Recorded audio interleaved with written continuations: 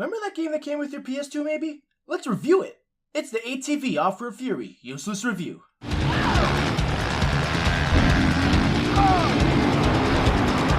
If you come into this game thinking you'll have a long story mode where you can customize your ATV with the money earned taking on rivals, then you'll be disappointed. Not to say that the gameplay is bad, just that there's no real meaningful progression in the game.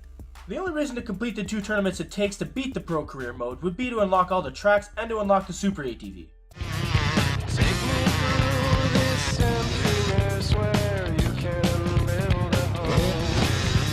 I do also have to mention that when you do play Pro Career, you'll be able to choose which ATV you want to use, but that's going to be the ATV you use throughout the whole career.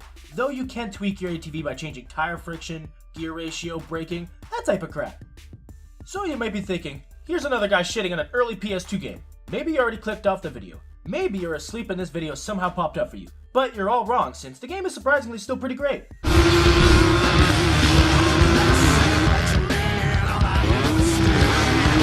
Besides the Pro Career mode, you have 4 other game modes, all of them being quick play, but all of them vary. You got Supercross, cross country races, regular mountain desert races, and freestyle competitions.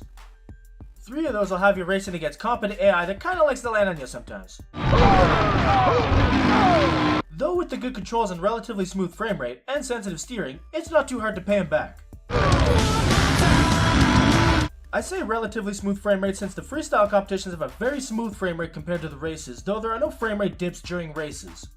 Going back to the controls, leaning plays a big part in the game since it controls the height of your jump, your landing, your speed, and it lets you do this. Okay, now it's time to bust a trick. You'll also be leaning away from taking shortcuts since the game has zero tolerance for that shit!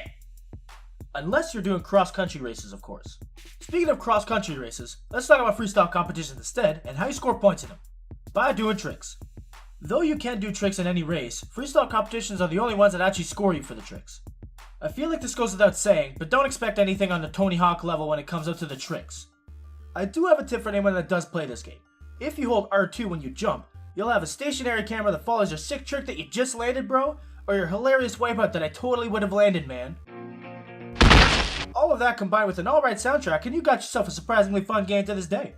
Though I haven't really played any other ATV style games since, so who knows? I may have no idea what I'm... See, I got no idea what I'm talking about, fuck.